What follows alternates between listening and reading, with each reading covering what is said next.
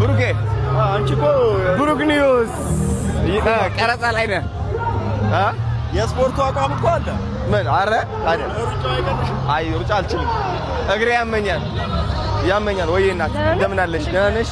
አለ እናቴ አለን።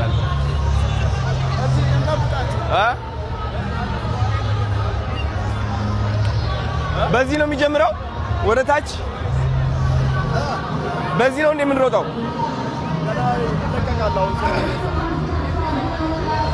ሲያምር ዋው ዋው ዋው